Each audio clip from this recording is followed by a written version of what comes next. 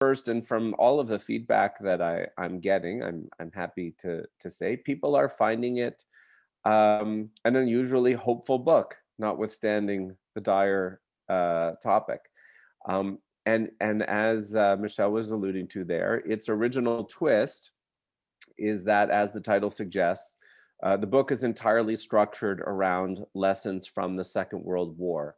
Now, there's no small irony in me coming to this place, and like many of you, I'm sure, I too wrestle with the war analogy.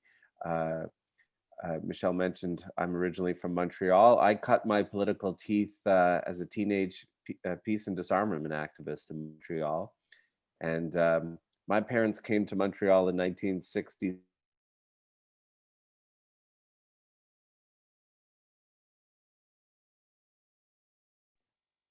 Sorry about that. I just got a note that I was muted, but I hadn't thought I was muted. Was I muted for long? That was me. I apologize. Oh, so how long was I muted for?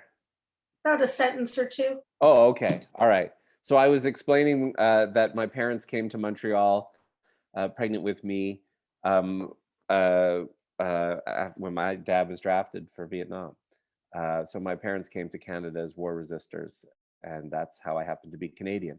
But I'm now strongly of the view that climate breakdown requires a new mindset to mobilize all of society and galvanize our politics and to fundamentally remake our economy. And the reason is this: Michelle, you had asked me to call up this chart, and I didn't grab it out of my files. I could pull it up in the Q&A when I have a little more time. But I think we need a new approach, because what we have been doing in response to the climate crisis so far simply isn't working.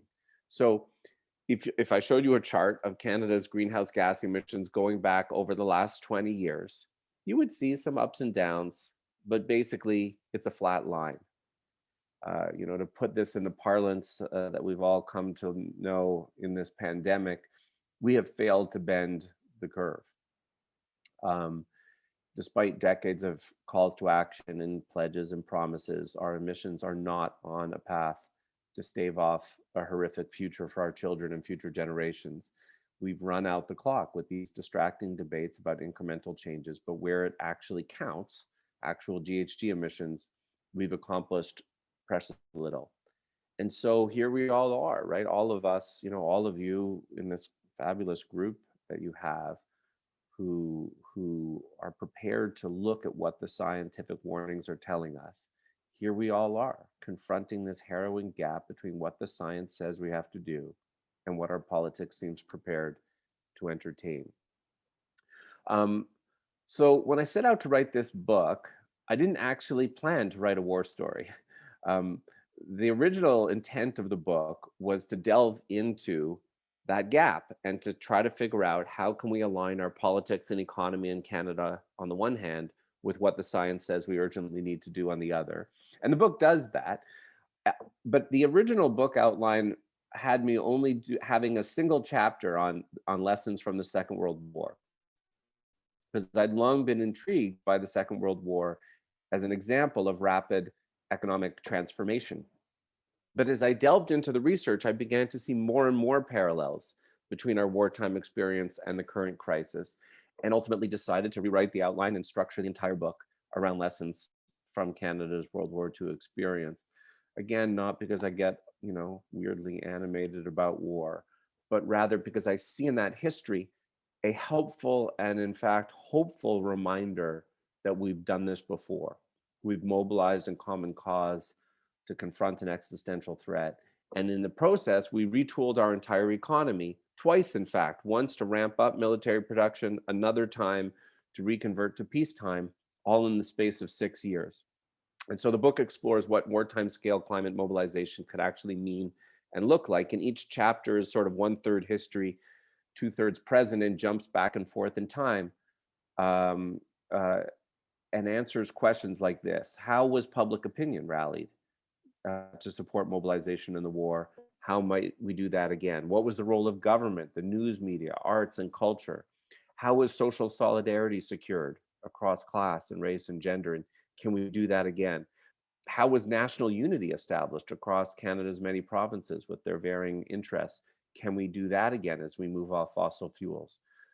How did we marshal all of our resources to produce what was needed? And what does it look like to do that again?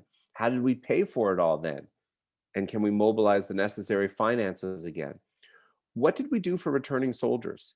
And is there a model there for just transition for fossil fuel workers today? What was the role of Indigenous people in the war and in today's transformation? The role of youth and social movements then and now. The book also delves into the war's cautionary tales, the things that brought us shame. So the internments, the squashing of civil rights, the poisoning of Indigenous lands, and I would say perhaps most apt to the current crisis, the response to refugees. So what are those things that we don't want to repeat? And running through it all, what sort of political leadership do we require to see us through challenges like this? Um, Ever since I released my book in September, and invariably when I'm doing an interview, the question comes up, how do you know when a government gets the emergency? And in trying to answer that question, I've tried to distill the book into what I call my 4 markers of when you know that a government has shifted into an emergency mode. And in the Q&A, I've written this up in an article for Policy Options, and I'll throw it in the chat. But for now, I'll just tell you what those 4 markers are. Here's how you know when a government has shifted to emergency mode. Number 1, it spends what it takes to win. Number 2, it creates new economic institutions to get the job done. Number 3, it shifts from voluntary and incentive-based policies to mandatory measures as needed. And number 4, it tells the truth. It tells the truth about the severity of the crisis and communicates a sense of urgency about what we have to do to combat it. And during the Second World War, the Canadian government did all of those things. And interestingly, I would say in response to the pandemic, the Trudeau government actually hits all 4 of those markers. But with respect to the climate emergency, so far anyway, our current federal and really every provincial government isn't just missing some of those markers, they failed to hit any of those markers. So I want to explore each of these markers a little bit more. In the book, I actually pull 14 key lessons from the Second World War, which I group into what I call the battle plan for climate mobilization, in terms of, and outlines what it would look like to adopt an emergency mindset and do what it takes to win. But I'm not going to walk you through all 14 points now. That would take too long. But I want to highlight a few, starting with those 4 markers. So the first marker is spend what it takes to win. A benefit of an emergency is that it forces governments out of an austerity mindset. So this year, in response to the COVID emergency, Canada's debt to GDP ratio is going to rise from about 30% to 50%. Now that's a big jump in a single year. But at the end of the Second World War, it was more than double that. It was well over 100%. And when C.D. Howe, who was the minister who oversaw all of Canada's military production in the war, and oversaw this incredible ramp up of a tenfold increase in government spending at the time. And when he was pressed about government spending, he famously replied, "If we lose the war, nothing will matter." And in order to finance that war effort, the government issued new public victory bonds, and new forms of progressive taxation were instituted, including, by the way, a cap on profits. So the kind of profiteering we've seen in this pandemic was illegal in the Second World War. And I think as we confront the climate emergency, we're going to need to finance it with similar tools. The bad news, though, is that federal spending on climate action and green infrastructure just pales in comparison right now to both the war and the pandemic. The Trudeau government isn't spending a little less than it should on the climate emergency. They're spending less by a massive order of magnitude. Just to give you one illustration, since that first lockdown in mid-March last year, the Bank of Canada has been purchasing about $5 billion in government securities a week in order to finance the pandemic emergency response. $5 billion a week. If you tally up what the Trudeau government is spending on climate, it's about $5 billion a year.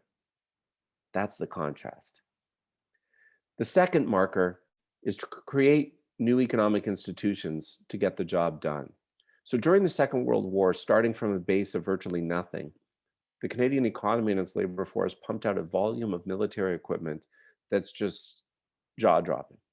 So during those 6 years, Canada, with a population less than a third what it is today, produced 800,000 military vehicles, more than Germany, Italy, and Japan combined, 16,000 military aircraft, ultimately building the fourth largest air force in the world at the time, about 700 ships, again, from a base of virtually nothing. And remarkably, the Canadian government, under C.D. Howe's leadership, established 28 crown corporations to undertake that task of military production. Howe was no lefty, by the way. He was on the right wing of the Mackenzie King government, and he was a private sector guy. He's happy to give contracts to the private sector, but he was in a hurry. And anytime the private sector couldn't quickly do what needed doing, he created another crown corporation. He also undertook detailed economic planning and coordination to prioritize military production. And likewise, it strikes me during the pandemic, we've witnessed the federal government create these audacious new economic programs like the CERB and the wage subsidy with a speed that few of us would have predicted. But in response to the climate emergency, we've seen nothing of the sort. So in contrast to Howe creating 28 crown corporations, the Trudeau government has created 2 new crown corporations in its time in office: the Canada Infrastructure Bank, which is basically a vehicle for privatizing infrastructure. And I hate to say it, you know what the second one is? It's the Trans Mountain Pipeline Corporation. It's the one that makes us all the proud owners of a 60-year-old oil pipeline from Alberta to my province. So if our government really saw the climate emergency as an emergency, it would, like C.D. Howe did, quickly conduct an inventory of all of our conversion needs, determine how many heat pumps and solar arrays and wind farms and electric buses we're going to need to electrify virtually everything and end our reliance on fossil fuels. And then we would establish a new generation of public corporations to ensure that those items are manufactured and deployed at the requisite scale. The third marker: shift from voluntary and incentive-based policies to mandatory measures. Now, as I explained earlier, the last 20 years, Canada's greenhouse gas emissions have only flatlined. Why is that? Why have we made so little progress? I actually think that a major reason is that if you survey all the federal and provincial climate policies to date, they have one thing in common. They're almost entirely voluntary.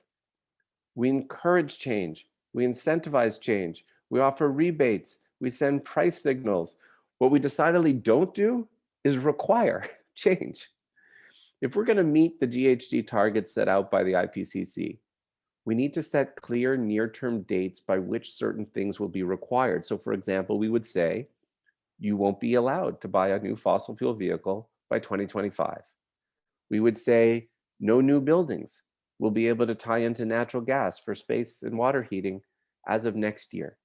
We would say, the advertising of fossil fuel vehicles and gas stations is now illegal. That's how we would make clear that this is serious. And the fourth marker is to tell the truth and rally the public at every turn. You know, many people assume that at the outbreak of the Second World War, everyone understood the threat and was ready to rally. And that's not true. It took leadership, it took work to mobilize the public. In frequency and in tone, in words and in action, the climate mobilization needs to look and sound and feel like an emergency. The leaders that we most remember from the Second World War did that, right? They were forthright with the public about the gravity of the crisis and yet still managed to impart hope. And their messages were amplified by news media that knew what side of history they wanted to be on, and by an arts and entertainment sector that was keen to rally the public. And similarly, we've all spent the last 12 months watching a government model emergency communications in this pandemic, right? The messages are ubiquitous. We get daily briefings. We hear regularly from public health officials. The media has taken its role seriously to provide important information on a daily basis. That's what it sounds like. None of this consistency and coherence, however, is present with respect to the climate emergency.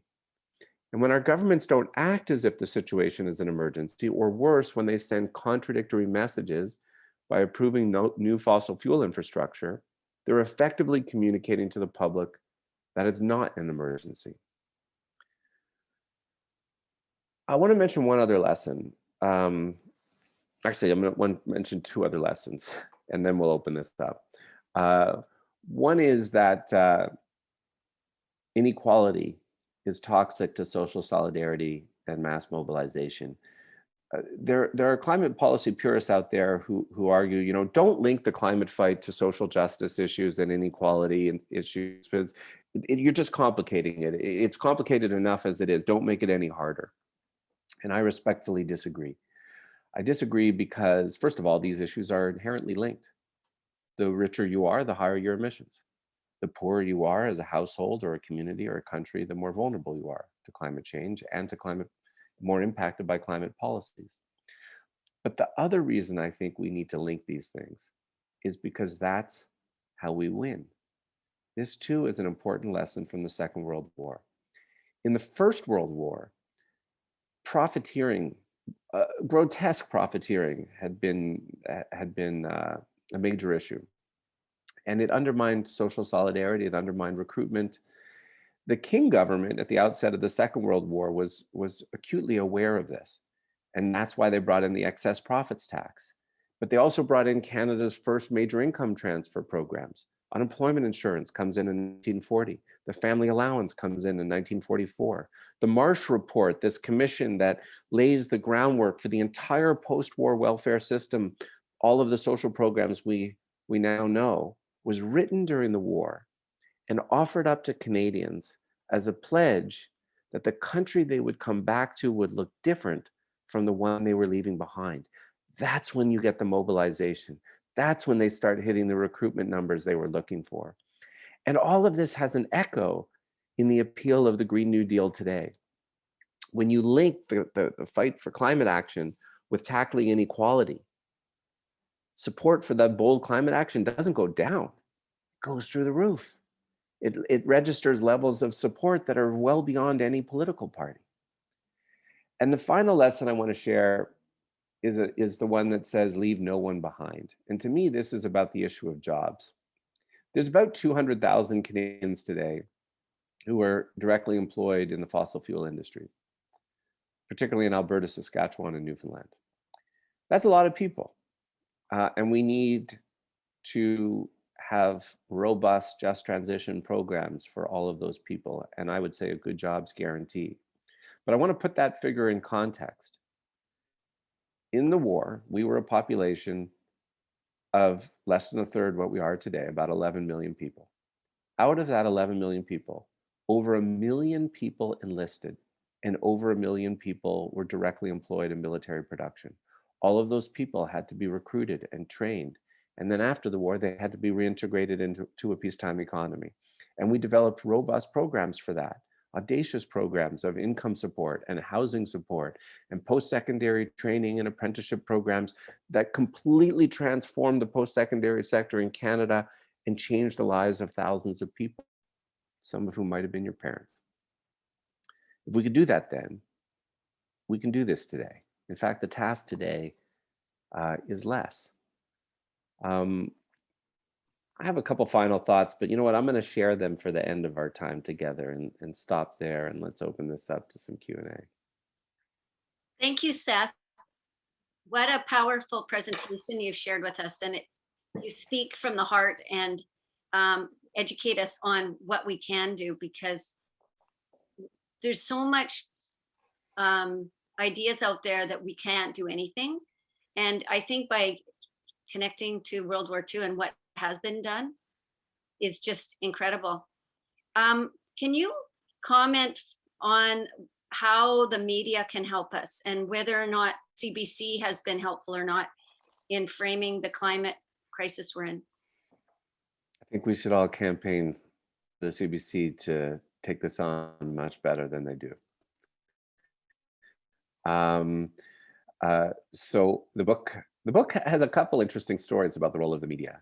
Um, and the book also makes a point. There's a bit of, I used to be a high school socials teacher. So as I'm writing, I was thinking, hey, this book could make the study of World War II newly relevant to Yeah. teenagers. And I tried to embed in the book a bit of a Where's Waldo game of spot the rule breaker. And one of the stories is this World War II story. So of course, the United States joined 2 years later than we did. And at the beginning of the war, the CBS man in London was Edward R. Murrow, right? This guy, this icon of 20th century journalism. And the story goes that right before the outbreak, the bosses at CBS in New York decide there's been too much bad news. And they send a message to Murrow that they're going to do a kind of special of what's hot in all the European capitals, like song and dance numbers. And Murrow gets the message and he calls his colleague, the bureau chief in Berlin, and he says, look, we've been told we're going to do the song and dance number, and we're not going to do it. And instead, they covered the invasion of Poland. And over the next 2 years, that CBS News team is credited with helping to bring about a 20 percentage point shift in US public opinion before Pearl Harbor, because they knew what side of history they wanted to be on. Canada, now if I say to you the name Lorne Green, what anyone recognize the name Lorne Green? I don't know what people think. I'm seeing some reaction. Now I'm not a grandparent yet. So there's a generational difference. But so if you're my parents' age, as some of you are, and if you're my age, if you're a child of the 70s like me, he was the original commander of Obama in the original Battlestar Galactica.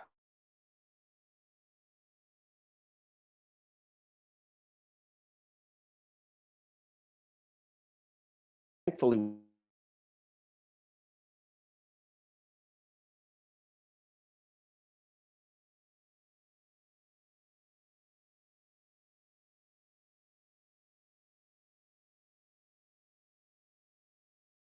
heard died. They all have one thing in common. Every hour, we get a morning sports and business report. If they can do that, surely to God, they can have a morning climate emergency report where they tell us how this fight is unfolding at home and abroad every day. Let's call for that. Thank you, Seth. Joey asks, I am worried about the strength of the neoliberal model dominating in the last 50 years, and it runs deep through our government. How do we move beyond this doctrine to embrace new thinking within government? Good question. So I have a section in the book on how neoliberal thinking and assumptions have served as a straitjacket and held us back from doing what we need to do. What do I mean by that? I gave you my 4 markers. Why is the government not spending what it should to tackle the climate emergency? Why are they not creating new crown corporations to get this job done? Why are they not using the regulatory power of the state to just require change? And the answer is that these zombie ideas of neoliberalism embedded across the political spectrum now, because I actually think both the NDP and the from this, not as badly as the liberals and the conservatives, but they suffer from it, have told people that these ideas aren't allowed anymore, that they are either no longer practical or realizable or what have you. Although interestingly, in the case of the pandemic, all of that's been thrown out the window. So we're wrestling with the legacy of all of those ideas. Although the truth is, these neoliberal ideas that have been dominant for the last 40 years, the most insidious legacy of 40 years of neoliberalism isn't the spending cuts and austerity or the tax cuts or the deregulation or the privatization. The most insidious legacy is the sapping of our imagination and our ambition and our belief in our capacity to do grand things together, right? That's, the famous one-line summation of neoliberalism that people point to from Margaret Thatcher is, there's no such thing as society. There are only individuals and families. but the interesting thing about the war, and also I have to say the fun thing about the release and it being able to engage with different audiences, you get all these conservatives who are, small c conservatives who uh, who accept a lot of these neoliberal ideas generally, but who get all animated about the war. And the thing about the war is, like climate change, is it's an inherently collective endeavor. We only win these things as a society. Thank you. Allison asks, do you think the Biden government in the US will have a positive effect on the Canadian government's attitude to climate change mitigation? Yes. I mean, this has been an interesting few weeks where the US has gone from being a laggard in all of this stuff to frankly catapulting right ahead of us. So I've walked you through why I think the Trudeau government doesn't hit any of my 4 markers. Well, look at Biden. So Biden ran on a platform. So first, wait, let me just say this first of all. When Biden first began his campaign, his climate platform stunk. And it is a tribute to the Sanders campaign, but especially to the Sunrise Movement in the States, that they transformed that platform. By the time we got to the election, it was an excellent climate platform. The Biden's spending call was for $2 trillion over the mandate over 4 years, so $500 billion a year. If you convert that into Canada, so divide by 10, we're an economy of 10 times the size, tenth the size, it's still 50 billion, right? And I told you before, Trudeau's talking about 5 billion. So he's proposing to spend more by a tenfold magnitude more. Create new economic institutions. They're starting to. I'm not hearing about new public enterprise, but look at these executive orders and the creation of a citizens climate core, right? That's exciting. Mandatory dates, that needs to be stronger, but there's some there, right? He's talking about electrifying, decarbonizing the whole electric grid by 2035. And I think we're going to start hearing other mandates from them. And then tell the truth. He is telling the truth. He's saying that we need to be winding down these industries over the next 2 decades. So he's saying things that we have not heard any of our federal or provincial leaders say. He's also appointing some spectacular people, like this woman who's the new domestic climate czar, Gina McCarthy. Oh my goodness, listen to an interview with her. Like there's a wonderful podcast interview with her from How to Save a Planet. And I mean, I'm drooling with envy when I listen to it, to hear what someone sounds like who's driven to get this job done. Thank you. Do you see any international countries that are hitting in all 4 of your markers, or 3 or 4 of them? Not everyone to the full extent necessary. I can't point to you of a national plan that is a true, what I would consider a true and full, robust climate emergency plan. There are other countries, though, that, pardon me, are kicking our ass. Like when I tell you our emissions trajectory is a flat line, there are many other countries out there that have a nice, solid downward trajectory. The UK, which 20 years ago had higher emissions than us, now have dramatically fewer emissions than us. Sorry, my phone's ringing in the background. I'm just going to ignore that. And importantly, there are other jurisdictions like Ireland and New Zealand and Denmark and Norway that have fossil fuel reserves that are passing policies and laws to choose to keep them in the ground in a way that we are not. So, there's lots of others to point to. And then I would say this, I want to share this story. At the municipal level, we are seeing the emergence of true climate plans, including in my city.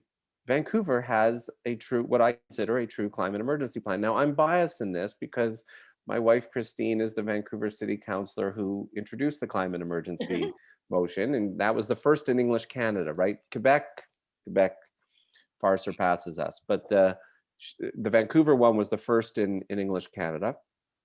And it has there's a lot of these municipal climate emergency plans that are just symbolic. The Vancouver one has teeth. So let me give you an example of marker number 2, marker number 3.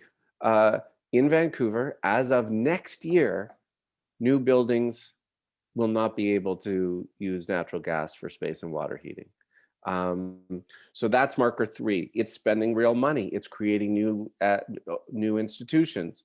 And it has produced a plan that credibly aligns with the IPCC targets. And it's engaging the public in trying to have a honest conversation about what that means and what our sources of emissions are and what has to be wound down and changed, including biting off some tough challenges. So Vancouver has a plan that's one of the most ambitious in North America now, I would say, if not the most ambitious in North America. And interestingly, you know how we've all watched how the climate fight has been politically weaponized provincially and federally. Mm-hmm. But in Vancouver, all of the years I've lived in Vancouver, the mayor always had a majority on council until 2 years ago when my wife was elected. And now they're all over. No party has a majority. We have a party system municipally.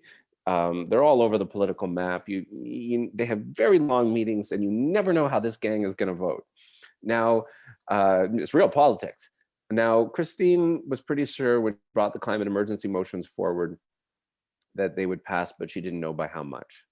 But they ended up passing unanimously. How did that happen? Well, partly it happened because she's very good at her job. But she would say that it happened because when those votes happened, dozens of high school students skipped school. They rallied outside. They spoke in front of council. They filled the galleries. And they basically made it politically impossible for even the conservative councillors to vote no. And so climate action isn't a political wedge issue in my city. That's wonderful. What advice do you give the folks on this call, many of whom are grassroots activists from the Halton region, Hamilton, and Ottawa areas, and even from Okanagan too? From Okanagan?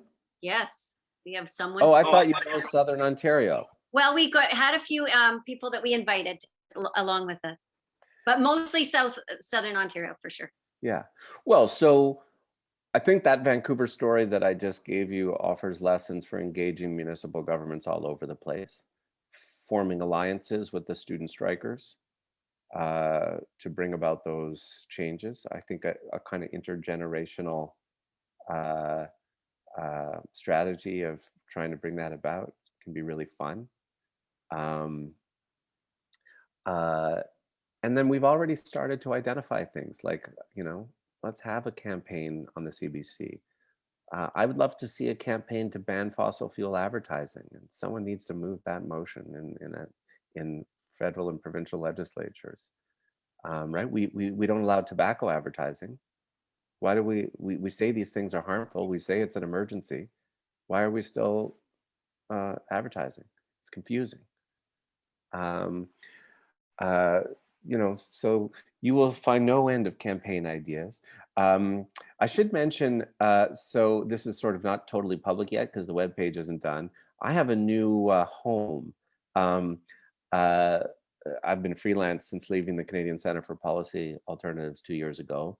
But I'm, like many of you, I want to spend the next few years animating these ideas and advancing these ideas. And frankly, you can only do so much when you're just a guy with a book.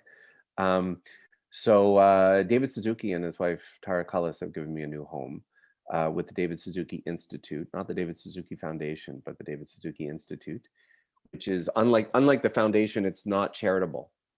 It's a nonprofit, but it's not a charity, which is kind of nice for me after all those years at CCPA because we can engage politically. We've launched something called a Climate Emergency Unit, a 5-year project. And I'll make sure when the announcement is out to share it with Michelle so she can share it with all of you to get on our e-newsletter list. And and just we'll be keeping people informed of campaign ideas that you can join if it so moves you. That would be great. We've been instructed and did the call to action to meet with our MPs, and we had a good meeting with one of them, who Liberal MP, who pointed out that Jonathan Wilkinson has felt that we've never met targets before as a country, and that we needed to wait until 2030 to meet our first target, so that it would be achievable, and that was a reasonable target to have. What is your response in terms of C12? I'm talking. Yeah. So C12 is the thing at play right now, this carbon neutral 2050 act that's supposed, I mean, so first of all, the promise in the campaign was we'll set carbon neutral 2050 and we'll set targets to get there at 5-year intervals, which most people would logically assume would begin 5 years later. Except C12 doesn't begin 5 years later. It begins in 2030. And the problem, I mean, Wilkinson's right that we have failed to meet targets. The problem is that there's no accountability for 2030. It's going to be a different government, different people, a different minister. And we need to set targets where people can be held accountable within the life of a mandate. And the key, so we definitely need a 2025 target. Better than that, what we need are rolling 3-year carbon budgets. The same way we have rolling 3-year fiscal budgets, so that we can know year by year, are we on the right path? And if we aren't, what the heck are we going to do about it? So C12 needs those kinds of amendments. The challenging point right now is that the government hasn't brought it back for second reading. And increasingly, there are those out there who think that they're deliberately stalling it out because they don't actually want it to pass before an election. So the first order of business is to pressure them to bring it, see it through, but see it through with necessary amendments. I had a piece in the National Observer that outlined what those amendments should be. In fact, I'm going to share a few things in the chat, although I find it difficult to multitask. Here is the piece I had with the 4 markers in policy options. There's my first thing to share. Here is a link to my book page where you can find a whole whack of other resources and excerpts and things like that, and reviews, lots of fun stuff. So there's that. And if you give me a moment longer, I will try to find my piece in the Observer on C12 that had my recommendations for what kind of amendments we need in C12. And there it is there. Thank you. Can you comment about carbon pricing? Yeah, well, I support carbon pricing, but I certainly don't think it will achieve what we need to achieve. I think there's a logic to polluter pay, and I think it's a good way to raise some revenues. I despair, though, we had this updated federal plan in December, where, to many people's surprise, they doubled down on the carbon tax and have this schedule to get to $170 a ton by 2030. At some level, that's sort of brash of them to say, kind of bring it on. We're going to keep going on the carbon price. Problem is that when you're trying to rally the public, like this is the mobilization exercise, right? It's sort of like, everyone to the barricades for carbon price. I don't know. It doesn't really do it for a lot of people. And moreover, we've seen this movie. We've been watching this movie, and it's a bad movie. So that's why, again, I keep coming back to my 4 markers as my test of when you're in emergency mode. You have to set mandatory clear dates and move beyond voluntary price signals. Okay, thank you. What about, what are your concerns about this public infrastructure bank? Oh, so basically, it's a vehicle for forming public-private partnerships when it comes to public infrastructure. And uh, I have a number of problems with that as an approach to infrastructure, but my main one is that it just makes everything so much more complicated and cumbersome and slow, right? Look at the nimbleness with which we have financed the pandemic. The Bank of Canada has just bought the securities, done. But all of the climate spending on infrastructure is being forced to go through the Canada Infrastructure Bank, which I guarantee you is going to make everything painfully slow. You know, every time you do it through a public-private partnership, you know, you've got to create these legal documents that are the size of a phone book, and remember those, and it's complicated that way. But the other problem I have with it is that it forfeits all of the future revenues from these things to the private partner. So like when we, you know, the nice thing about a lot of the climate infrastructure we need is that they actually have an income stream, right? Think about all the Green New Deal stuff. We need childcare, that has monthly fees. We need public transit, that has user fees. We need high-speed rail that has fees. We need renewable energy utilities that have monthly utility fees. The incomes, we need zero emission public housing that has monthly rent income. All of that should come back to the public, but under a P3 model is forfeited to the private partner. Right. One last question. A lot of conservatives will say, well, what about China and what about other countries and the way that they're creating all kinds of greenhouse gas emissions? Why should Canada be working so hard? Oh, I'm so glad this question came up. It comes up all the time. And I think, you know, even if it isn't articulated, it's there as this voice in the back of the heads of Canadians, the argument that says, oh, but we're just little old Canada. You know, we're so small population wise. Even if we did everything right, what would it matter? So here's the thing. First of all, it's true, of course, that places with bigger populations have higher emissions. The United States and China and India and Europe all have higher emissions. But when it comes to per capita emissions, ours are among the highest in the world. And that doesn't count our role as extractors and exporters of fossil fuels, which count towards somebody else's emissions, but are double again what our own domestic emissions are. So we need to get our house in order. It's true, of course, that this is a global effort. That's another lesson from the war. You win wars with allies. And there is an element of faith in all of this, right? We need to do what we need to do with our government, knowing that millions of other good people of goodwill are having the same fight with their governments. And they will win at different speeds, but eventually they'll win too. But here's one of the things that I love about Canada's World War II stories is we didn't wait on the Americans. We threw ourselves in 2 years earlier. And for much of those 2 years, we were actually the only country in the Western Hemisphere in the war. And of course, we were even smaller then, as I keep saying. We were less than a third the size we are today. And at the end of the war, nobody questioned the value and importance of Canada's contributions. So that too is part of the spirit I think we need to bring to this. Wonderful.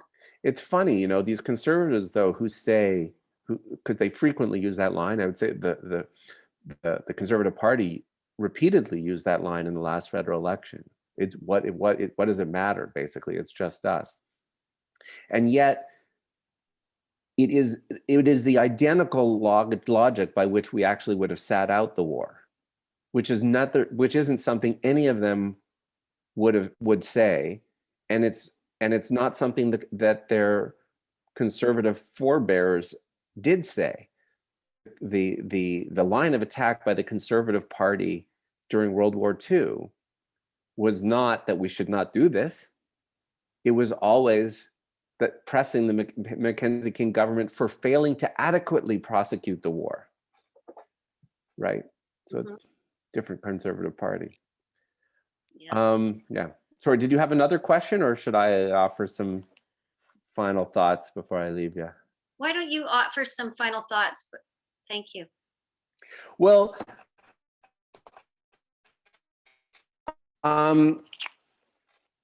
there's something else that's come up often in the interviews that I've done with the book, which is the whole issue of climate fatigue, right? People say, look how fatigued we are in less than 12 months. And now you're asking people to, go into emergency mode for 10 years. Can we really do that? And the climate fatigue piece is real, but there is an important difference, I think. The things we've been called upon to do in response to the pandemic are anathema to all of our social instincts. Stay home, isolate, and that's hard. And the good news is the things that we are called upon to do in response to the climate emergency are precisely the opposite. We're asked to go out and do something grand together. And that's good. And we can do that for 10 years. And the other thing I often like to end my talks with this point, all of us, all of you in this group who follow the latest scientific warnings, we all wrestle with despair. And we all feel deeply anxious about the state of the world that our kids and grandkids are going to be left with. And we live in a very ambiguous time when we don't actually know if we're going to do what we have to do in time.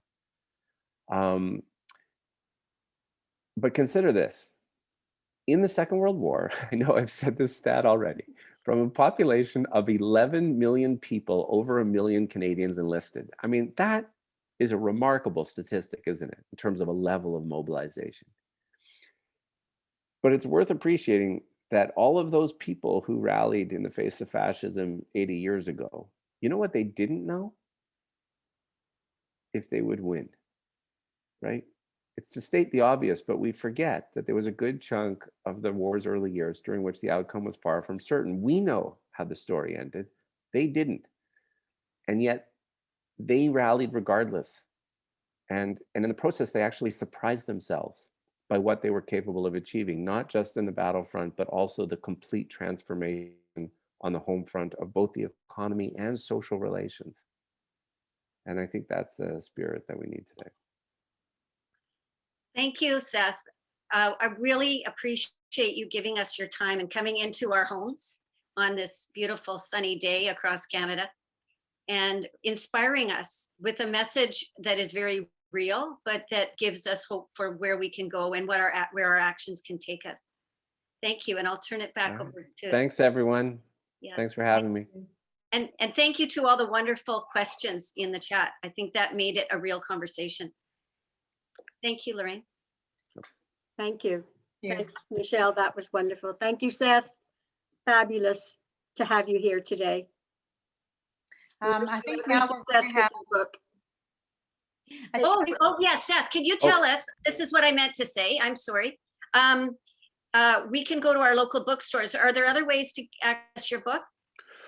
Well, the best way is through your local bookstore, of course. I'm actually happy to say the book has gone into a second printing already, and my publisher shared with me that of the first printing, 52% of the sales were through independent bookstores, which they said is like unheard of in the era of Amazon. So, so do that. But if you go to the link for my book, you can order it online. I do have a link to an independent bookstores in the prairies there, and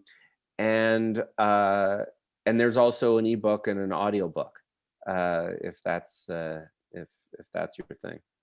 Great, well, thank you. Wonderful. Thanks, everyone. Thank Thank you. you. Okay. Thank you, everyone. We now have, I don't know if you're ready, Michelle. I will be in a sec. I know we have other people on the line, and if they need to leave, they can. We are now starting our meeting, I guess, right? Yes, we are. But I'm Although sharing something. your presentation's pretty fabulous. I think they should stay. Okay. I'll just get it ready there. Hang on one sec. Okay, Michelle is, of course, our political action chair, regular high energy gasp, and she has this presentation for us on sprawl, helping us understand a little bit of what's behind sprawl and why it's so bad for us here in the environment and in our area. So you're sharing the screen with Lorraine? Yeah. Yes. So I'm just going to go out and just pull up my notes.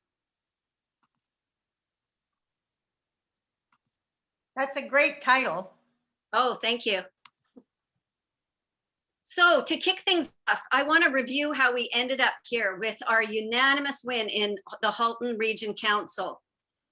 Feel free to chime in with questions or comments as I move through the slides. I can't see the chat room, so if there is a question that comes up, maybe Lorraine can interrupt me and just ask the question. Yep. So I want to share what worked and then give some background that people can take if you're here visiting us from another group. I'd suggest that our goal municipally is to bring a climate lens back to land use planning. And we would like to delay official review plans for municipalities in the Greater Golden Horseshoe until COVID is over. This allows this to be an election issue, and maybe we can prevent these horrible market-driven, car-dependent plans to go forward. We can't just sit back and allow the farmland to be paved over. We really need solidarity amongst our municipalities on this issues, whether councillors are rural or downtown. And we need to advocate in communities that are not our own, as well as those which are. So I live in Hamilton, but farmland in the regions affect me too, for food security, carbon sequestration, traffic congestion, and emissions. So I think we can all help each other in these other communities that haven't heard about the Halton motion. In fact, I've talked to all kinds of people in Hamilton that hadn't heard of it. It hasn't made the news. So we know that Jane Jacobs is our high priestess of municipal action, and she's taught us that we should call it suburban sprawl because we're okay with some intensification in urban areas, but not so much in suburbia.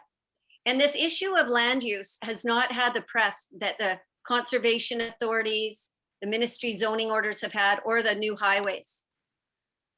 So at our group, GAS, we call ourselves the Ford Watch team, and we've learned the hard way that Ford is ignoring the avalanche of letters that were sent to him about conservation. So it was time to pivot. We found we needed to pivot to the municipal level as the impact of Ford changes were showing up there. Local municipalities may well be our best and last defense against Ford's land use policies, which will lock decisions in until 2051. And yesterday, Carolyn Parrish of Mississauga put forth a motion that was passed unanimously on saying no to the 413. So this idea that Jane had on land use is being picked up on highways. I'd like to see the media cover both these issues. So if we look at the right side of this diagram, we look at land use policies in Ontario, and the top parts are provincial, and then working our way down to right down to building permits in the blue sections on municipalities. So previous plans were made till 2041, but now our growth is charted out till 2051. So we've had this shift, as I said, from a climate lens look at land use with the Wynne government to now a market-driven approach from the Ford government. In plain sight, he's abandoned the key levers in greenhouse gas emissions at the municipal level. Guess what? This is a bonanza for developers. So since June 2019, he's changed the Planning Act, the Provincial Policy Statement, A Place to Grow Act for the Greater Golden Horseshoe, and that's why our focus is there, but some things impact all of us. The Environmental Assessment, Conservation and Development Charges Act. So what worked with us? Well, we built our deep education, and our Gaspers are known for sharing articles and digging deep. Our Zoom meetings were really powerful. We also send out newsletters. We thought that our letters from co-chairs on letterhead to mayor and council was very powerful, and we're doing that now I know Lorraine has sent out 113 letters this week to Greater Golden Horseshoe mayors and regional councillors and municipal councillors in Hamilton. We also were able to mobilize our own members with individual letters, and spouses too, grandnieces, nephews, grandchildren, anybody. People made calls to councillors, especially if you had ties to them. Not maybe you're a constituent, maybe you're not. We try to identify ourselves as what ward we're from and identify our ward councillor in our letter. We Zoomed with other local climate groups. We did a webinar with Linda Lukasic from Environment Hamilton, and we had representation there from the Ontario Federation of Agriculture, who are very influential, by the way, in Ontario. Having the Federation of Agriculture on board was great. We lobbied by phone to get a variety of delegates, including high-profile people to lobby. We had our own Dorothy and Daisy. We had a farmer, we had Hart. We had really great people that explained to the regional council all our concerns. I suggest that, the good work Linda Lukasic has done with her Don't Let Sprawl Take It All has been really helpful in the Hamilton area about creating awareness of how farmland can be diminished, and it's a non-renewable resource. It's not coming back. I know that Hasten's working on getting a HEN webinar coming up. And for anyone who doesn't know, HEN is Halton Environmental Network. So what else helped? Well, we had persistent daily media presence on Facebook and Twitter. We like to add pictures. We wrote letters to the editor. Andrea had one in 4 dailies, including the Toronto Star. We urged reporters to write stories. Some of you may have seen one in the National Observer about Ontario Proud and the links to the Conservative Party and developers. We were helping that story along. One of our members started a Stop Sprawl Ontario Facebook page. We have ties to a woman who started the 413, Stop the 413 Facebook page. Her Facebook page went from a couple hundred people a month ago. It's over 1,000 now. This is what grassroots movements look like. Sorry. So what did Jane have in Jane? By Jane, I mean Councillor Vogel from Halton Hills, who passed this motion in her own township first unanimously, and then was very capable at doing that at Halton Region. We suggest she should be premier, if not prime minister, if not world leader next. So she had a great local council with 8 years of focus on climate. She had her planning team at the city on board, and she designed her motion in a way that it didn't offend anyone. She built consensus. And as she says, who can argue that in-person public consultation is needed for a plan that locks in land use till 2051? It just makes common sense. Why would we be rushing this through? As Seth's sister Naomi says, this is called shock doctrine. This is disaster capitalism. This is how in Hurricane Katrina, all the schools were privatized after that disaster. Disasters are a time when capitalists come in like vultures. So the pandemic has created uncertainty. We don't even know what our planning will look like in the future. We know that big companies like Google in the Kitchener-Waterloo region, Shopify in Ottawa are deciding to close down commercial space. People have gone to Zoom. People have lost jobs. How can we plan till 2051 when we're not even out of this pandemic and we don't know what the future will look like?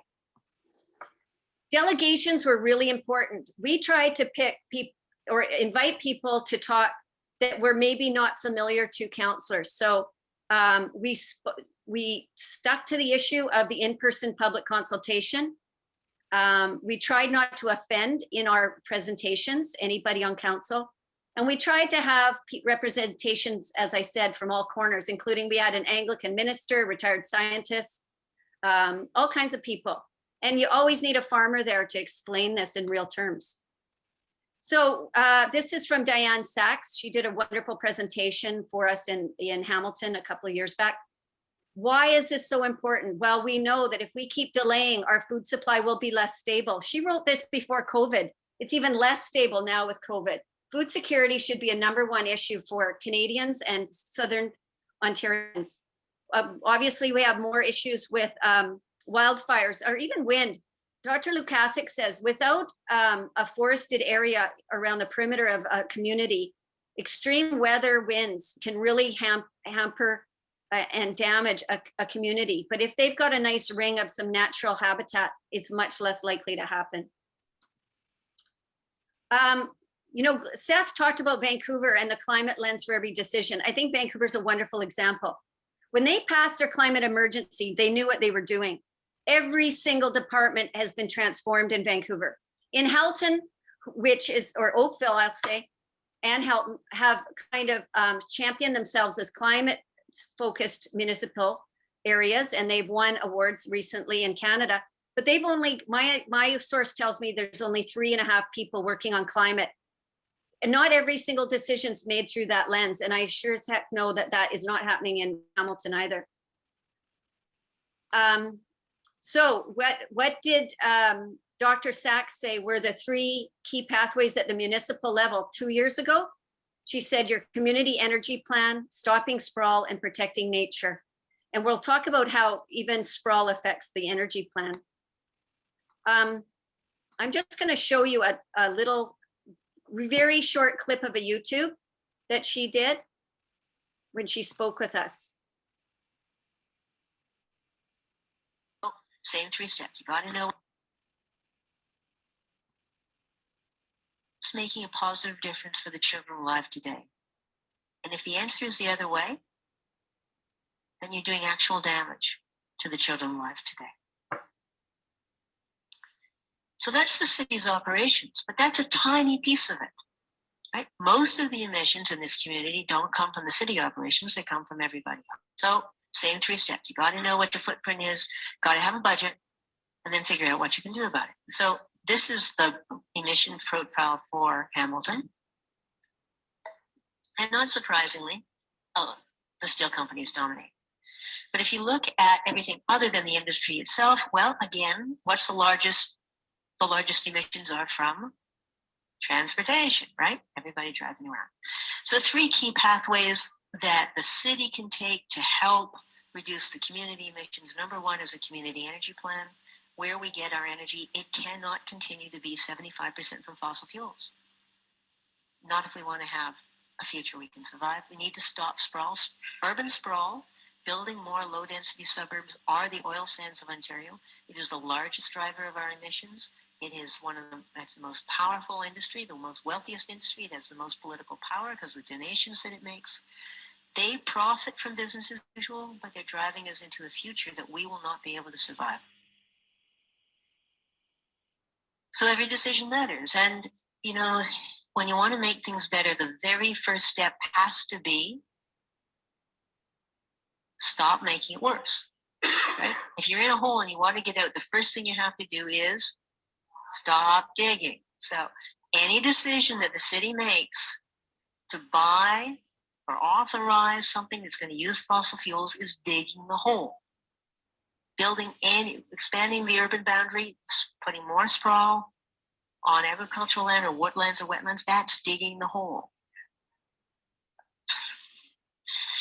So how can the city lead? Well, these are 3 areas any city can lead. First is, what does the city actually control? And there's lots of things that the city actually controls. I mean, we all feel helpless to one degree or another, but city governments have power, and they have power that matters. And, you know, they always say, well, yes, but the provincial government makes this hard. And anyway, yes, of course, everything's hard. But there still are a lot of things that municipal governments control. Municipal governments own and operate most of the infrastructure in this province, have a big role in land use. Build the infrastructure, pass bylaws, set the taxes, and buy a lot of stuff. Have your investments and determine how you're such. So this is old news. We need to grow in, not out. Yes, we need to accommodate more people, but we have to do that without paving any more farmland. We've got to do it on the infrastructure in the areas where the jobs are, where other people are. And we also have to make low carbon. So that just gives you a taste of the idea of this missing middle and how intensification doesn't have to mean tall towers. It can mean other things.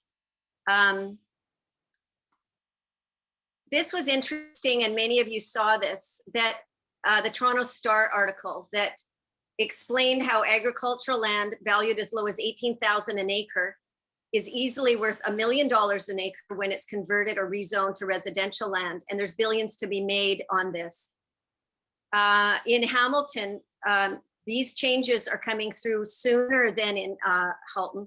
These changes are happening in 2022 because, as Don McLean has pointed out, in Hamilton, a lot of issues are locked up in appeals court with LPAT. And whereas Halton does have a firm plan that's based on smart intensification from the Wynne government right through to 2031, in Hamilton, we could see bulldozers in changing agricultural land as soon as 2022. And I'm not sure about each community across the province. Everyone's probably, they're all supposed to be on the same timeline as Halton, but I don't know that all are. So Mayor Alan Thompson of Caledon is a big supporter of the market-driven approach from Ford. A few years back, as a farmer, he sold his land for $10 million.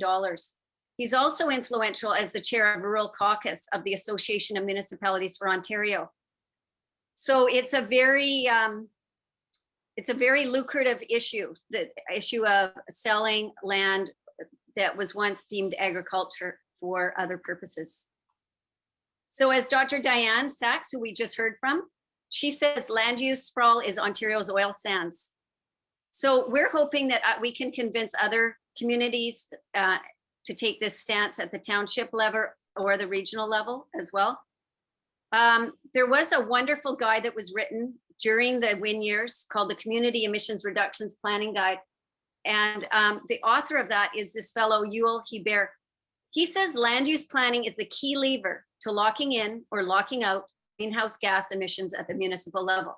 I have to tell you, 2 months ago, I did not know this. I knew we needed to save farmland. I did not understand the connection to greenhouse gas emissions.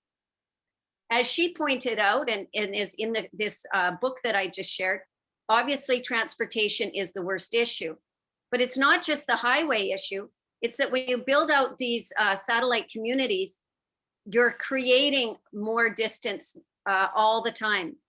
And then there's more snow removal trucks going further distances, garbage trucks going further distances. We need compact, livable cities. And Jane was very influenced by visits to Rome with the Livable Cities Conference. And I know other people have visited Europe and know that it's quite accessible to walk around many cities in Europe. So this is an interesting slide. You know, you think about, well, what can local governments do? Well, potential impact on greenhouse gas emissions, low. Well, retrofitting municipal buildings, buying zero emission vehicles. And remember, when a municipality does this, it's a signal to the rest of the community or the greater community, but those are low impacts. Medium and high impacts are things like cycling infrastructure, recycling programs, charging stations. Look at what's the highest impact on greenhouse gas emissions. Official plan policies. This is why we took this on with GASP, and we're urging other groups, like For Our Kids is getting on board and other groups to really tackle this. This is why urban land use is so powerful. If we look at this bottom line, it's the fact, as Yuval Hebert says, you're locking things in. The implications are for 1,000 years. If you've walked around Rome, you know that Rome was built when people walked around Rome. And luckily, they didn't build a lot of tall towers in Rome, and they didn't put a highway through the middle of it. Thank goodness for all of us. So land use really has this incredibly long-term effect. And when we look at places like Hamilton, which we hope is next to pass this bill or this motion, their change could start happening in 2022. Look at Vienna. Vienna in 2018 looked like on the left. On the right today, this was something that was achievable if the community wants it to happen. Look at the green trees, look at the walkable wide sidewalks, restricted car access. So this is Miss Forestier, and she is a music teacher in Caledon. She's the one who started the Facebook page, and she's connected with us. She actually shared this slide deck with a climate group of high school students across Peel region this week. And, you know, she says, if you look around my area of Caledon, there's now farms up for sale for $20 million if they're on the off-ramp off what would be a new highway. Peter Victor, chair of the Greenbelt, says, once we paved over the lands that provide our food supply, it's gone forever. You can't eat real estate. So we know that in Southern Ontario, it's some of the best agricultural land in Canada. The entire country only has 5% of the land is arable in our country. A lot of it's tundra and a lot of it's mountainous. Only 0.5% is class 1, and most of it is in Southern Ontario. We have the best land in Canada, and we're also have huge demands to create low density housing, big lots with single homes on them. So we want to get public consultation in person once COVID is done. We believe that it's not inclusive to ram this through when some people don't have internet access. People have issues with rural connectivity. A lot of people, even in our gas group, don't attend Zoom meetings because they're not comfortable with Zoom, or people have hearing related issues with Zoom.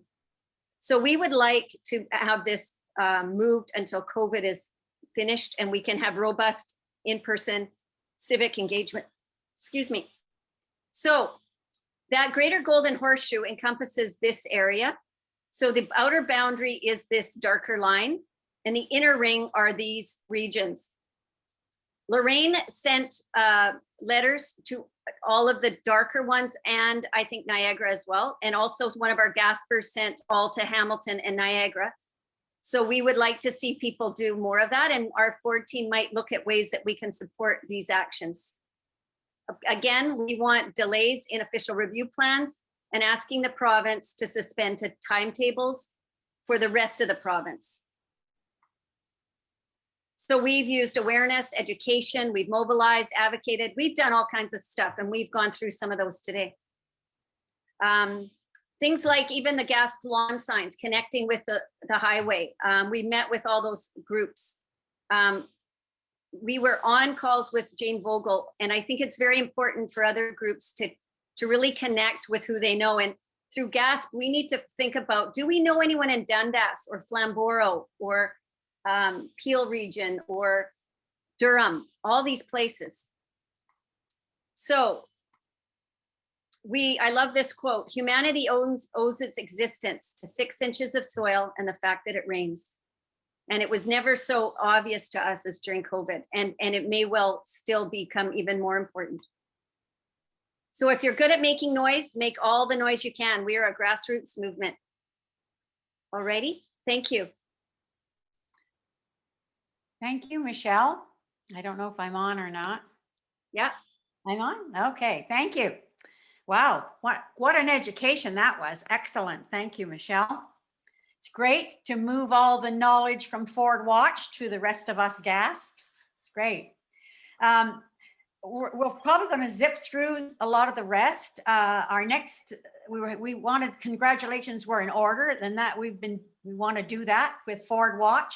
And that includes a whole lot of people that did a lot of delegating, phoners, writing letters, and so on. And it was wonderful to have a little success. Michelle had an article published in Raise the Hammer. Not easy to write articles and not easy to get letters published. It takes a lot of work. Even the co-chairs are in the congratulations because we did an interview. And we're going to do another one. An American company, podcaster, the Climate Org, picked us up doing a little research, thought we looked interesting. And well, he's been talking to us ever since, right, Lorraine? Got another note from him today. Yeah. So it'll be interesting. We're going to be meeting with him soon. And so now the treasurer, is Kathy on? Just before you move on to the treasurer, Carol, Yep. I'd just like to welcome a couple of new members to GAS. Sorry about that. That's okay. We have a new member, Jill Canagazer. I'm not sure if I'm pronouncing your name correctly, Jill. She's a good friend of Linda Madow's. Another new member, Kathleen Molesky, joined us today. And Kathleen is also associated with For Our Kids. And we have a guest. She's a potential new member, Elaine Hansen, and she's just joining us today to come and check us out and see what GASP is all about. So welcome to all of you. Well, thank you. Kath, you're on, our treasurer. You got to unmute. There we go. Okay, fabulous presentations, both of them. Wow, what an afternoon. That's fantastic. Our balance is $699.89, and 16 people have paid their 2021 fees of $20. You just have to e-transfer to me. It's very, very easy. But if you're not sure if you've already paid, just send me an email and I'll let you know. Rather than publish who's paid and who hasn't, we don't care. It's an optional thing, and we're happy when people pay. But if you want to and you're not sure, just email me, kathysmason@gmail.com. I'll put it in chat. That's it. Okay, thanks, Kath. Okay. About the climate plan for B12, this has been hard. We have been writing letters as individuals. We've been writing letters as GAS. We've been writing letters as co-chairs. And we just feel everybody is putting us off just a little bit. We're just waiting. We don't know what's happening. And so one of the last things is that just today, I did send out letters to see if we could do a 15-minute Zoom with our MPs for one more time to push the inadequacies of Bill C-12. And we think the more we go to our own MPs, the better. I know they're very busy, and I was reluctant to go to my NP, Anita Anand. I know she is busy up to here, and I thought, well, what the heck? I'm going to bother her as well. So those have been sent out. We're just waiting to see a 15-minute Zoom. We're probably going to need Michelle to help us put together all of our thoughts to try to get it in that, to say it's an emergency. We are not going to, we're resilient. We are going to be with you for a long time. So push for this. Anyway, so then education. We've exciting things happened in our education meeting with a new stated goal. Who's going to report? Louise? Where are we? Louise? Louise, is she reporting? You have to unmute, Louise. Yeah, hi guys. Well, we decided that we're going to create a series of newsletters on a specific topic, like saving nature. Why should we save nature? And I love that quote, we owe our existence to 6 inches of soil. So when you're writing a letter to your MP or your MPP, you can go to our website, and I'll send you a link, and you will have some resources there. We don't want to make the newsletters, we want to do like top lines of the value of nature 101. We could do one on urban sprawl, just short little educational pieces that our members can use as a resource, because everybody have to go back to the well to research things. So that is our goal. And if anybody wants to help us with these mini publications, please get in touch with me. We can send that out in the minutes. Great. Thank you. I just wanted to reiterate the goal to strengthen of the entire education committee, to strengthen the ability of GAS members to become well-informed political activists. So we're all love that. The bank team, no slouch group here. They have also got future plans. Is Liz on the? Yeah, on the I'm phone? here. There she is, Liz. Here we go. So thank you very much. I just want to reiterate, wow, what a great meeting this has been so far, and very, very impressed with all the work that you've done, Michelle, with you and your group. Fantastic, really, really inspiring, and wonderful to hear Seth. Wonderful. Okay, so the bank team update, I'm not going to say very much, but what I will say is we're moving into a time of year where banking is really going to come into focus, because the banks all have their AGMs coming up in April. And we've been pressing them all to reveal, especially RBC and TD, what's next for you. What are you going to do? Because basically their climate action plans are pathetic. And I think we really keep getting these messages. There was a message from RBC today. One of the people that we talked to inside said, you know, there's a news release about all of the things RBC is doing with an action plan climate action plan. So I looked at it and very briefly thought, what a bunch of greenwash. It's the reality of what the banks are doing in terms of climate change, plastics, even coal. Carol shared an article about all of the financial institutions around the world supporting coal, which we think, okay, that's got to be the craziest thing. You know, everybody's saying coal is on the wane, it's on its way out, and then we get this huge financial report talking about the support of Canadian banks and so many others on the coal front. Anyway, a couple of things are coming up that we're going to try and focus in on. The next Banking on Climate Change report will be coming out in mid-March. And that was the one that really kind of kicked us into action last year. I don't think there's going to be a whole lot of change in terms of the dirty dozen banks, including TD, Scotia, Royal Bank, well, all 5 of the big Canadian banks. So that's happening, and I think it's an opportunity for us to amplify that report yet again.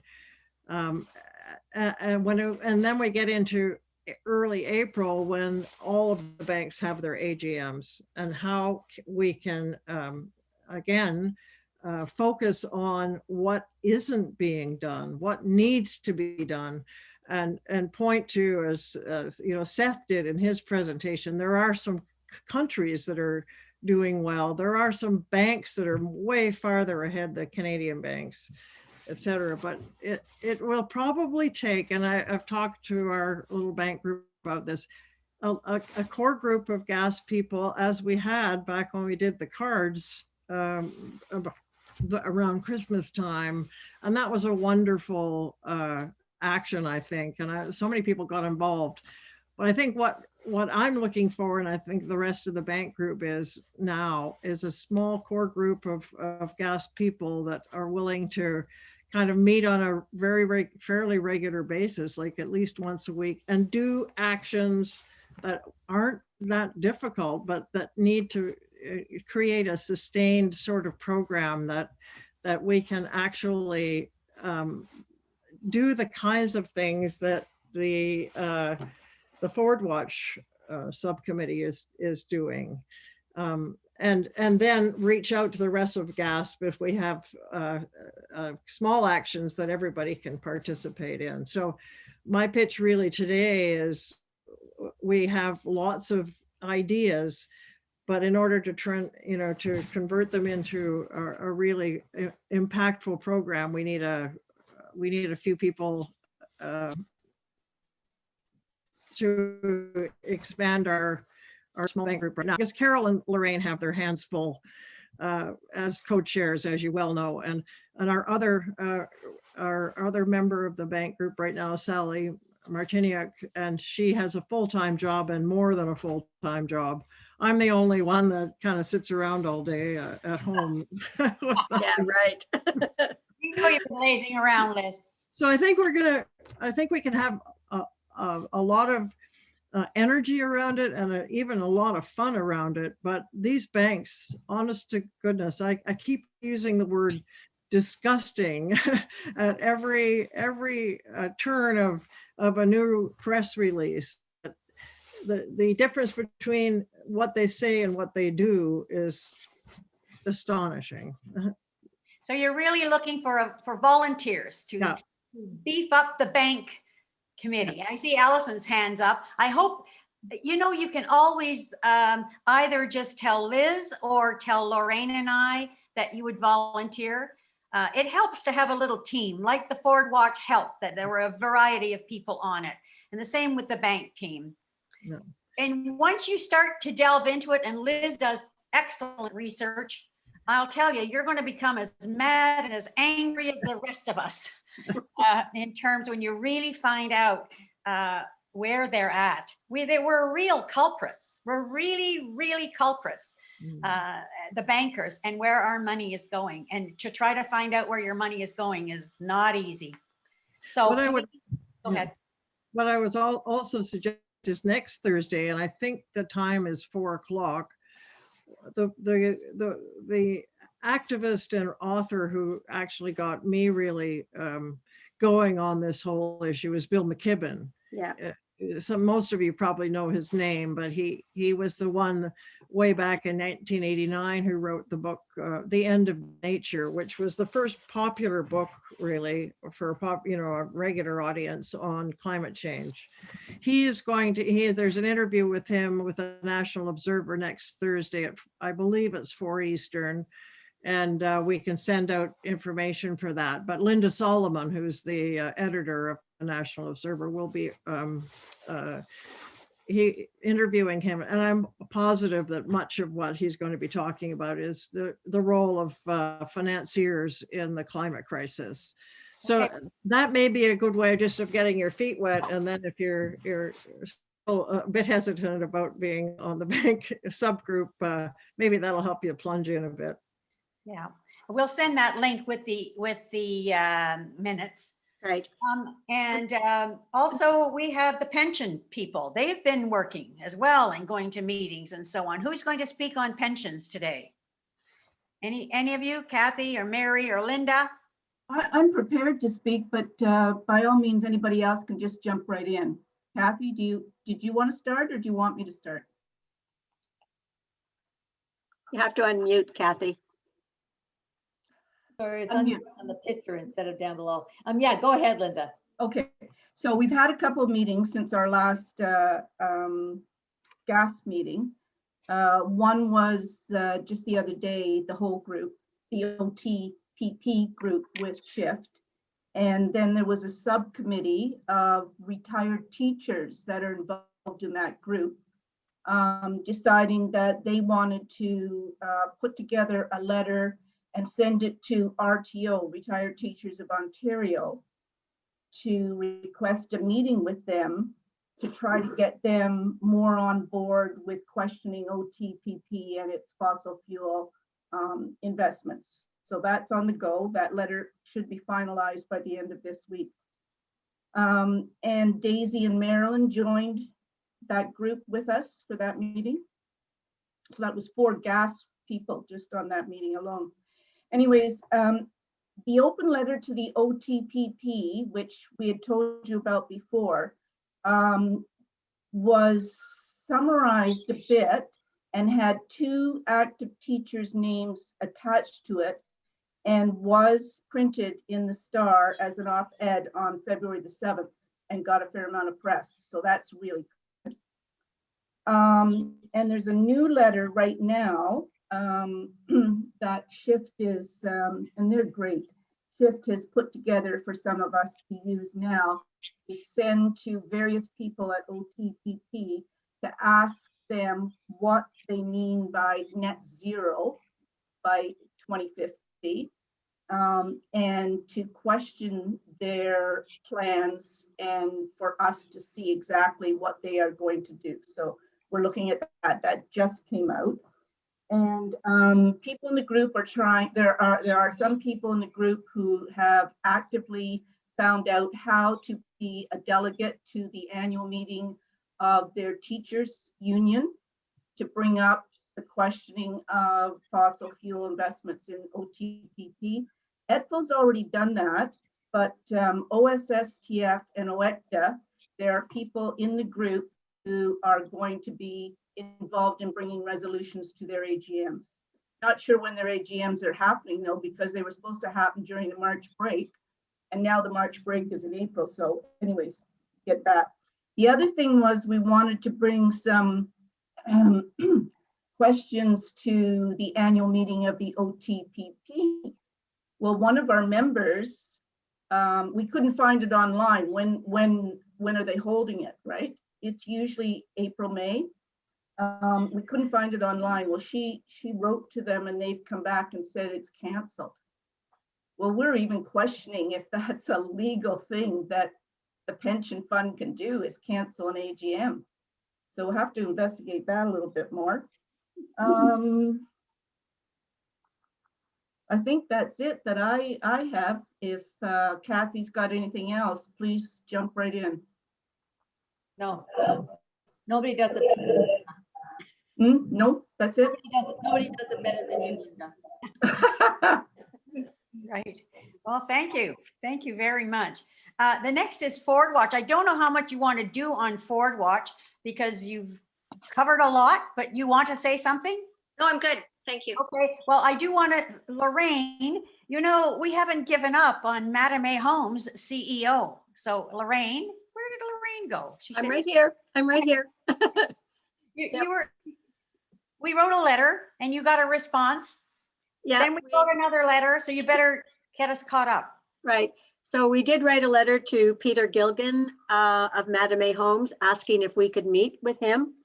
We received a reply from the Peter Gilgan Foundation people, the manager there, and I think they thought we were looking for money. So the last thing GAS wants is money from a developer. So we wrote back again saying, perhaps you misunderstood our letter. We do not want money. We would like to ask Mr. Gilgan some questions concerning climate change and the role of developers in this. So she's come back saying that he's way too busy to meet with us. However, if we submit our questions to her, she will make sure that he gets these questions and that she will forward his answers to us. So I guess for Ford Watch, the next thing to do is to come up with 2 or 3 questions that we can send back to him, and let's see what he replies. And that's where it stands now. I'm sure it'll be a lawyer's response, but that's good. Yes. Yeah. We'll get it anyway. Yeah. Doesn't hurt to keep the communication open. No. Okay, we've got another dynamic group, and that is the GLI group. Lots of things in the press lately. Is there some? Well, it's Very exciting. Go ahead. I have a question for Madame. Would you like your grandchildren to grow up in a safe world? Anyway, that's just an aside. Okay, well, no, that'll be a perfect question. Let's He's- write it in yeah. there. He's the man that had 7 children 20 good, years ago. good. So, yeah. Okay, so listen, it is kind of exciting. Guaranteed livable income has, well, it's kind of hit a crescendo this week. First of all, we found this study from the Canadian Centre for Economic Analysis, CANCEA.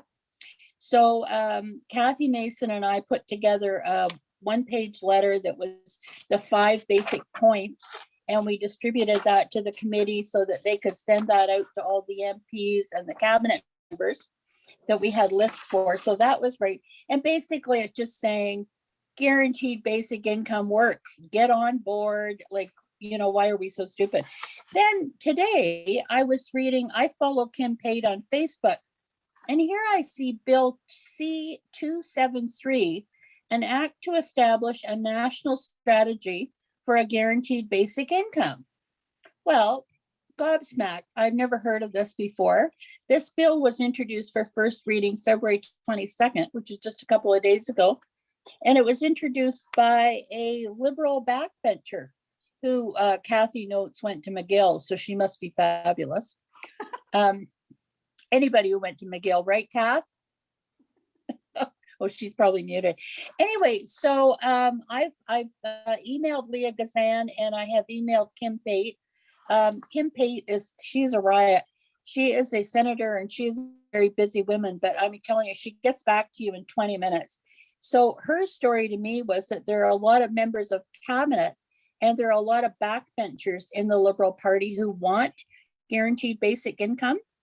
So this is not so much a palace revolt as it is a, maybe it's the setup. Maybe Trudeau and Freeland don't want this to happen, but there are a lot of people around them who want it to happen. But I'm still investigating that because I've only known about this for about an hour. So if anybody wants to read the bill really is just an outline of them getting ready to implement something within 2 years. It might be too long. It might be too vague for people. I've asked Leah Gazan if she's planning to get on board because her motion went back in front of the House. So it's Bill C-273.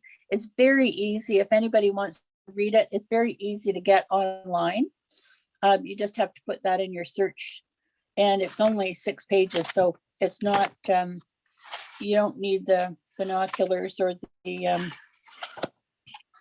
thesaurus. It's a very easy bill to read. So anyway, so that's all kind of hot stuff. And I guess next month we'll have more to tell you because this just all happened today. Karen, what you don't know is that Kathy sent out the letter. I thought it was to me and to Lorraine, and it said, get this done in capital letters. Do it, do it, do it. No, but I know, yeah, Carol, I know that. Kathy and I were working on that together. Yes, very We nice. sent it to you. Okay, we sent it to you and Lorraine and the committee with the instructions that they were to send it out to all their MP contact lists that they had.